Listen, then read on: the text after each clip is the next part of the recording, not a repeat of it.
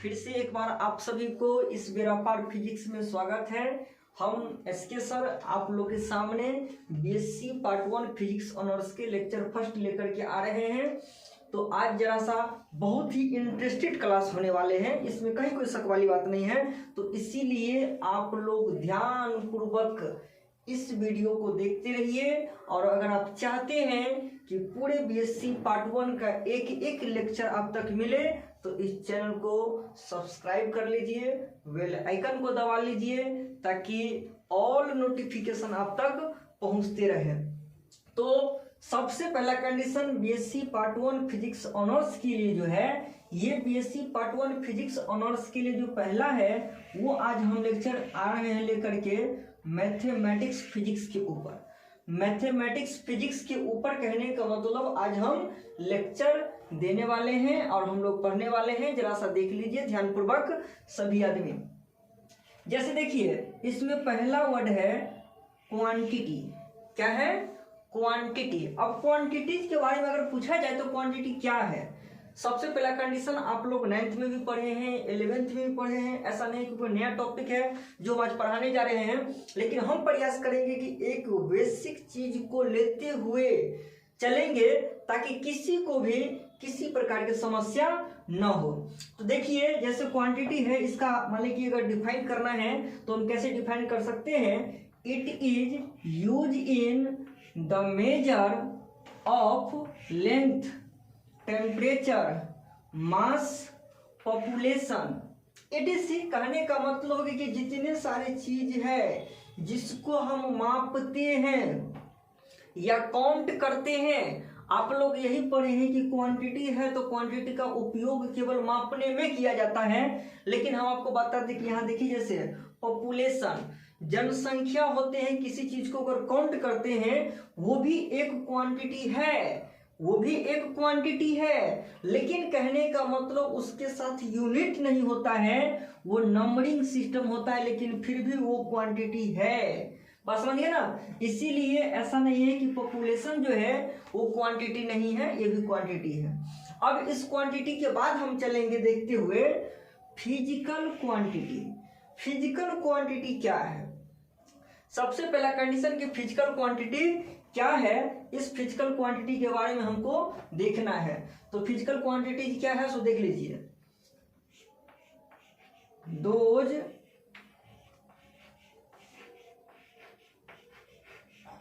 Quantity which can be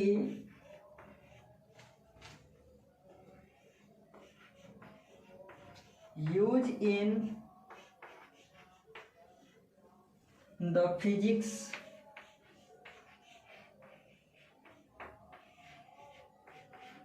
then it is called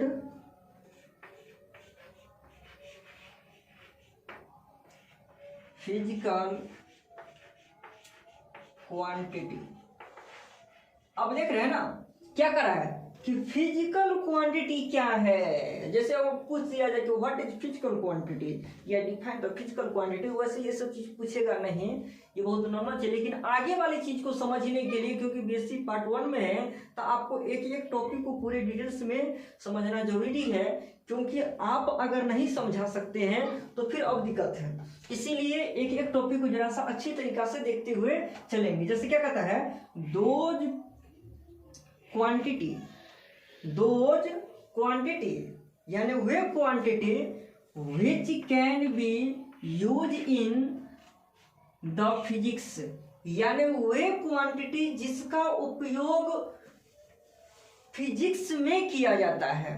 way quantity जिसका उपयोग physics में किया जाता है उसी को हम कहते हैं फिजिकल क्वांटिटी। यानी वे क्वांटिटी जिसका उपयोग फिजिक्स में किया जाता है उसी को हम कहते हैं फिजिकल क्वांटिटी। उम्मीद करेंगे कि किसी को दिक्कत नहीं होगा। जैसे एग्जांपल के रूप में देखना है तो आप देख सकते हैं, जैसे डिस्टेंस, डिस्टेंस का उपयोग कहाँ किया जाता है?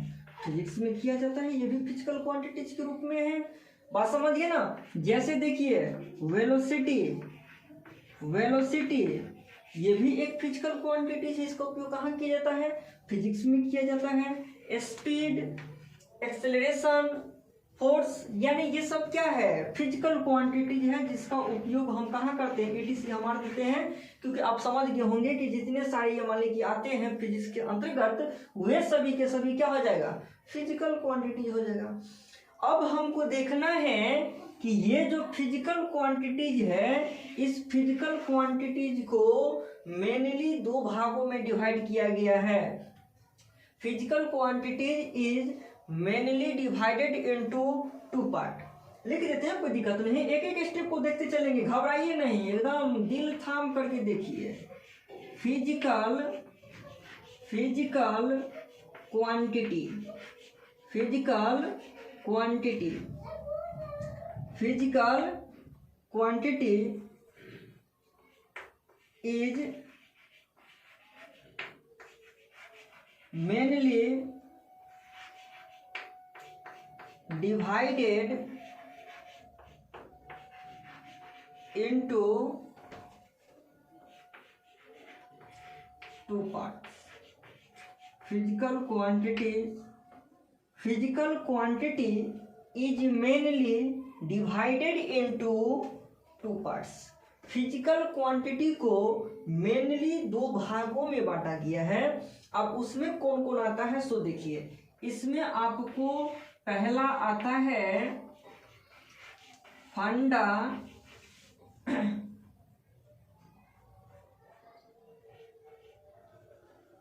फंडामेंटल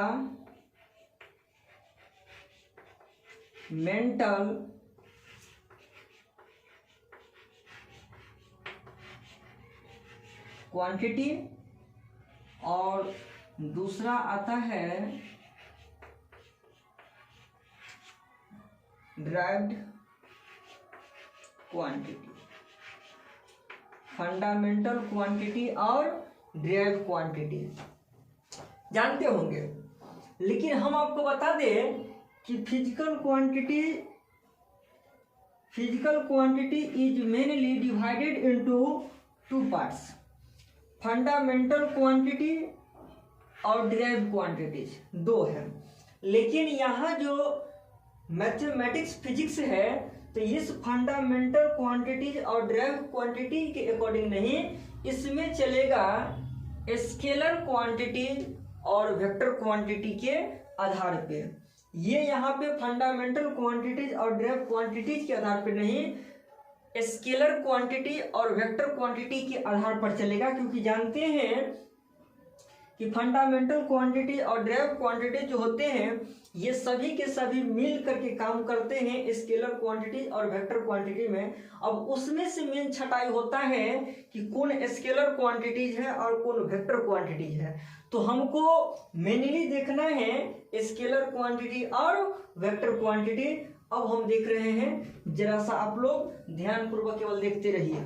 हम आ रहे हैं अब लेकर के पुनः फिर से एक बार,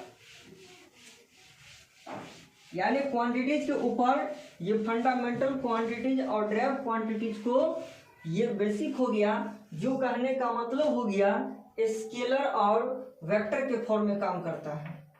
यानी पहला होता है आपको स्केलर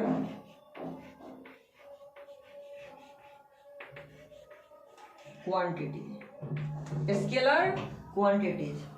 अब स्केलर क्वांटिटी क्या है, इसके बारे में भी आप लोग ऑलरेडी 9th में भी और 11th में पढ़े हो, लेकिन फिर भी हम बताएंगे। जरा सा देखिए, बहुत ही आज हाँ इतना फिक्स है कि भले आप लोग स्केलर क्वांटिटी पढ़ लिए हैं, लेकिन आज लगेगा आपको कि वास्तव में स्केलर क्लियर आज हुआ है। इतना बात तो फिक्स है कि आज आपको लगेगा कि वास्तव में स्केलर क्लियर हुआ है। ये केवल वीडियो खाली गौर से देखते रहिए। देखिए,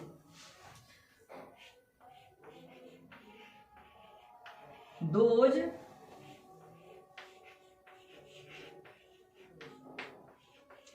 physical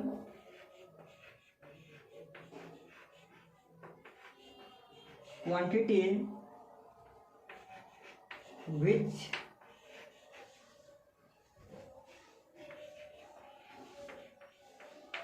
having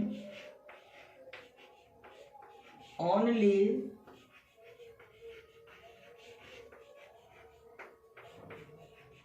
magnitude, then it is called scalar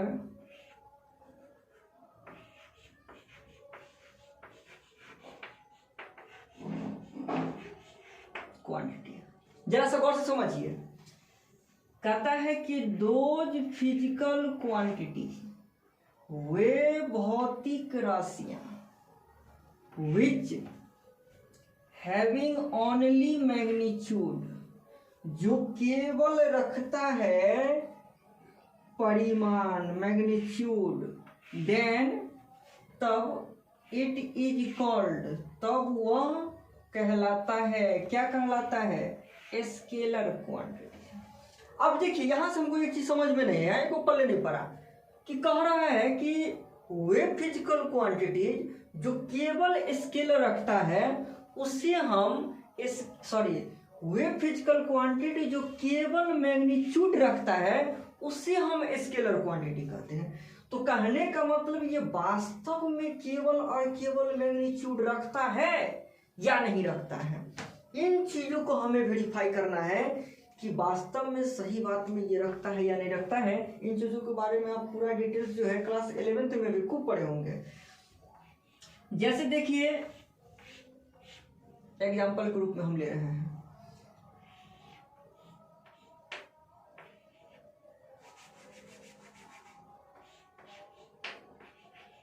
time. Example के रूप में लिए हमने क्या है, टाइम, समय। अब एक चीज बोलिएगा कि कोई आदमी कहता है कि भाई टाइम जो है स्केलर क्वांटिटी है, तो हम कैसे समझेंगे कि स्केलर क्वांटिटी है या नहीं है पूरा।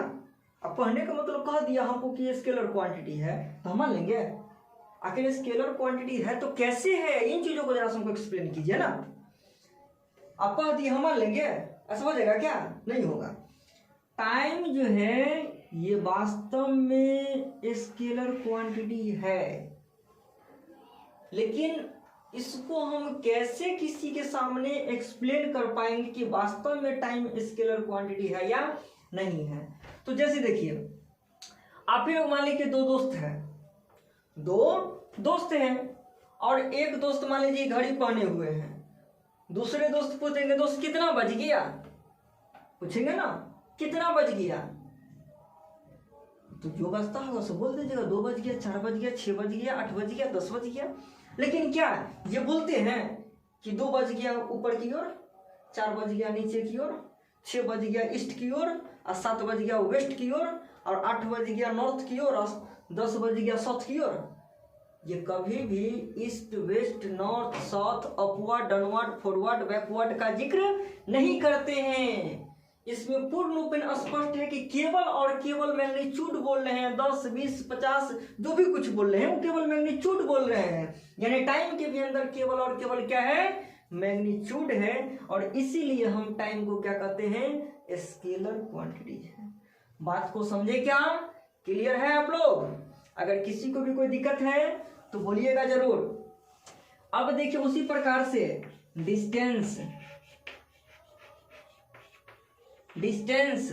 कहने का मतलब होगा कि डिस्टेंस का भी वही हाल है, इसमें भी केवल और केवल कितना डिस्टेंस है, 10 किलोमीटर। दरभंगा से पटना का दूरी कितना है, 120 किलोमीटर है, 130 किलोमीटर है, 140 किलोमीटर है। लेकिन ये नहीं कहेंगे 140 किलोमीटर 150 किलोमीटर ऊपर की है कि नीचे की ओर है, कहेंगे क्या, इसमें डायरेक्शन का भी जिक्र नहीं होगा। जैसे एग्जांपल के रूप में ले लीजिए स्पीड, यानी कहने का मतलब हो गया कि ये सब जिसमें लगे कि वास्तव में केवल और केवल मैग्नीट्यूड को शो कर रहा है, तो हम समझ जाएंगे कि क्या होगा, स्केलर क्वांटिटीज हो जाएगा, कहीं कोई दिक्कत नहीं होगा। अब इस स्केलर क्वांटिटीज के ऊपर कुछ पॉइंट लिख लीजिए, अच्छा रहेगा।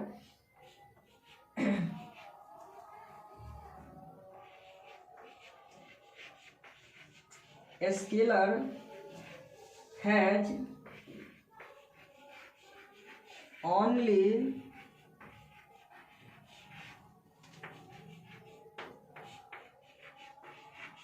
मैग्नीट्यूड।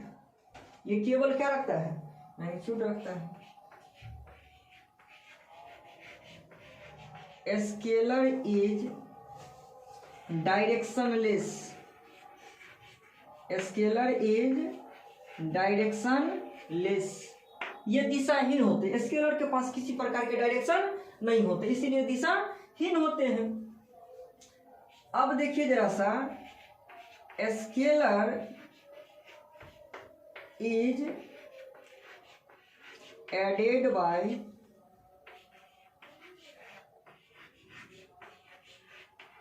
अलजेब्रिकल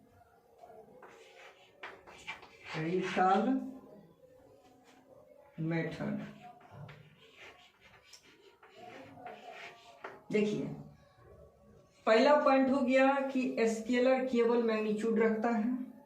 सेकंड हो गया कि स्केलर इज डायरेक्शनलेस, इसमें दिशा नहीं होते हैं। थर्ड नंबर हो गया कि scalar is added by algebraic method, यानी बीजगणितीय तरीके से स्केलर को जोड़ा जाता है। तो स्केलर के बारे में आप सभी कुछ लगभग समझ चुके हैं, और अगर आपसे कोई पूछेंगे भी कि स्केलर के एग्जाम्पल के रूप में, तो आप उसे समझा भी सकते हैं कि वास्तव में कोई सा फिजिकल क्वांटिटी स्केलर है या नहीं है। इन चीज़ों को आप आसानी से क्लियर कर सकते हैं। तो अब हम चलते हैं नेक्स्ट सेकेंड वाले, ये तो स्केलर क्वांटिटी था। अब हम चलेंगे सेकेंड वाले, और वो है वेक्टर क्वांटिटी। क्या है? Vector quantity. अब देखिए, अगर कोई पूछ दिया आपसे, बहुत सारे विद्यार्थी कंफ्यूज हो जाते हैं स्पीड और वेलोसिटी में, स्पीड और वेलोसिटी में, कि स्पीड और वेलोसिटी जो है, क्या स्पीड वास्तव में स्केलर क्वांटिटी है या नहीं है। तो हम आपको बता दें कि ये स्पीड जो है, इसे आप आसानी तरीका समझ सकते हैं कि जैसे आप गाड़ी चलाते हैं, रोड पे बाइक चला रहे हैं, तो बाइक जो चला रहे हैं या साइकिल चला रहे हैं, कार चला रहे हैं, कुछ भी चला रहे हैं, तो कहने का मतलब आप यही कहेंगे किसी को भी कि हम 70 के स्पीड से जा रहे थे, 80 के स्पीड से जा रहे थे, 100 के स्पीड से जा रहे थे। लेकिन ये नहीं कहिएगा कि 100 के स्पीड से हम ईस्ट की ओर जा रहे थे, 70 के स्पीड से वेस्ट की ओर जा रहे थे, 80 के स्पीड से नॉर्थ की ओर जा रहे थे, और 100 के स्पीड से साउथ की ओर जा रहे थे। ऐसा आप कभी नहीं बोलिएगा, आप ऐसा कभी नहीं बोलिएगा। क्योंकि वहां पे रोड पे आपको प्रत्येक पॉइंट में डायरेक्शन चेंज होता है, उसमें डायरेक्शन काम नहीं करता है, और ओनली फॉर डिस्टेंस काम करता है। इसीलिए स्पीड जो होगा, वो स्पीड क्या होता है? स्केलर क्वांटिटी होता है। आप इस प्रकार से जितने सारे स्केलर क्वांटिटीज है, उसको किसी न किसी एग्जाम्पल के मार्फत से एक्सप्लेन कर सकते हैं। तो अब हम नेक्स्ट लेकर के आ रहे हैं। जैसे पहला हो गया स्केलर क्वांटिटीज, अब हमको सेकेंड वाले पढ़ना है वेक्टर क्वांटिटीज। कि वेक्टर क्वांटिटी क्या है? स्केलर क्वांटिटी तो देख लिए, अब हमको देखना क्या है? Vector quantity. वेक्टर क्वांटिटी क्या है? इस वेक्टर क्वांटिटी को जरा सा क्या करना हमको देखना है। Second, vector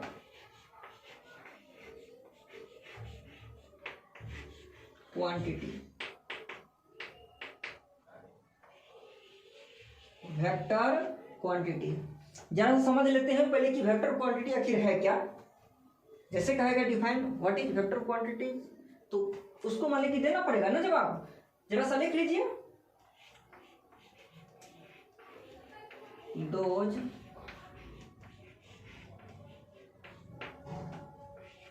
physical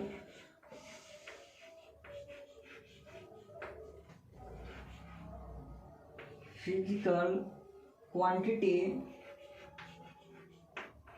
which having both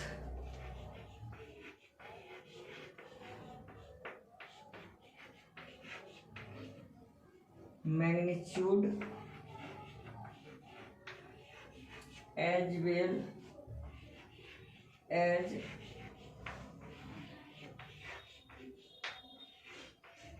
direction, then it is called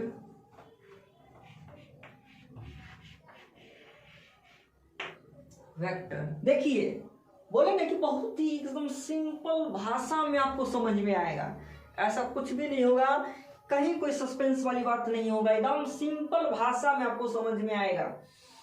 कहता है कि दोज फिजिकल क्वांटिटी वे भौतिक राशियां विच जो हैविंग रखता है बोथ दोनों magnitude as well as direction. तो एज वेल एज का मतलब होता है साथ ही साथ, जानते हैं, यानी मैग्नीट्यूड के साथ साथ अगर डायरेक्शन भी रखता है तो वो क्या हो जाएगा, वेक्टर क्वांटिटी।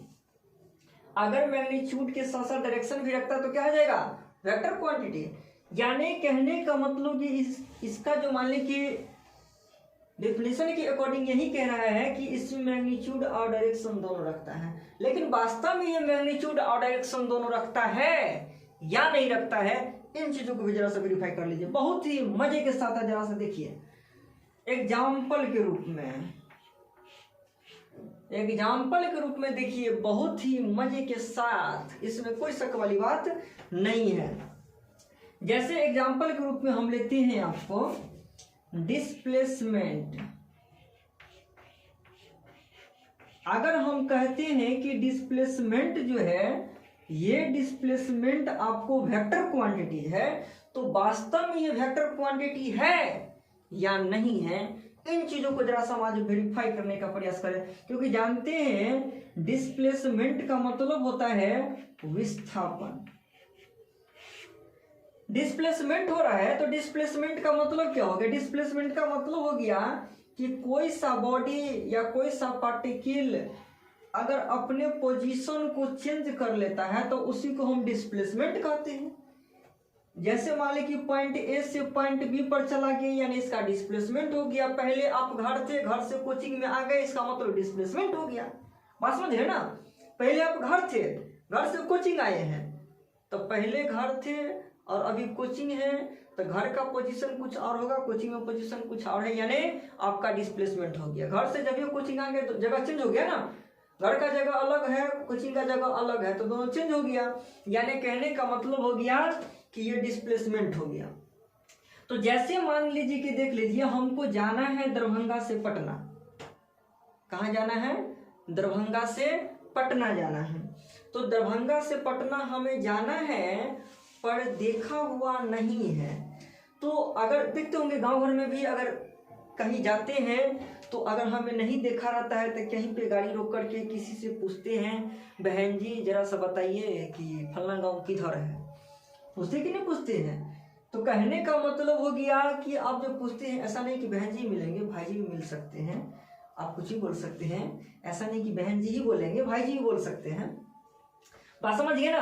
तो कहने का मतलब मेरा ये हुआ कि अगर हम पूछेंगे किसी से भी कि हमको दरभंगा से पटना जाना है, तो क्या कहेंगे, दरभंगा से पटना। देखिए गांव घर में जरा सा इस रास्ते इधर से चले जाए, इधर से, ऐसा ही बोलेंगे, जरा सा ध्यान दीजिएगा। उसको बोलते समय नहीं भी प्रयास करेंगे ना, उसका हाथ ऐसे से चलेगा, इधर से चले जाइए, इधर से। यानी कहने का मतलब हो गया कि इधर से चले जाइए या इधर से चले जाइए। तो ये इधर जो है, ये जो हाथ जो ऐसे ऐसे कर रहा है, किसी को देखे इधर से चले जाइए, इधर से ऐसे करके देखे, कभी भी किसी को भी बोलते हुए इधर से चले जाए, इधर से दम मोनी तरी गोद करके, ऐसा कभी नहीं कहेगा। वो जब ये कहेगा ना, तो ना चाह के भी उसका हाथ चलने लगा, इधर से चले जाए, इधर से, वो करने ही लगेगा। यही जो हाथ जो बता रहे हैं इधर इधर, यही हो गया डायरेक्शन। बात समझिए ना। और आप भले इधर से जाइए या उधर से चाहिए, कुछ ना कुछ तो दूरी चलना ही पड़ेगा, 2 मीटर 4 मीटर 10 मीटर, तो 2 मीटर 4 मीटर हो गया मैग्नीट्यूड, और इधर और उधर हो गया डायरेक्शन। यानी कहने का मतलब हो गया कि डिस्प्लेसमेंट में मैग्नीट्यूड और डायरेक्शन दोनों होता है। डिस्प्लेसमेंट में मैग्नीट्यूड और डायरेक्शन दोनों होता है। उसी प्रकार से वेलोसिटी के पास भी यही कंडीशन है। फिर ले लीजिए एक्सेलरेशन, फिर ले लीजिए फोर्स। कहने का मतलब सभी में, जैसे देखिए फोर्स से अगर बात की जाए तो फोर्स में देखिए, जैसे आपका मान लीजिए गाड़ी खराब हो गया और दो दोस्त बैठे हुए हैं और गाड़ी नहीं स्टार्ट हो रहा, तो क्या कहिएगा, ठेलो। आवाज लग जाता है, बोलने से ही सब कुछ क्लियर है। ठेलो, ठेलने का मतलब कि कह रहा है आगे की ओर ठेलो, और कह रहा है खींचो, खींचने का मतलब कि पीछे की ओर।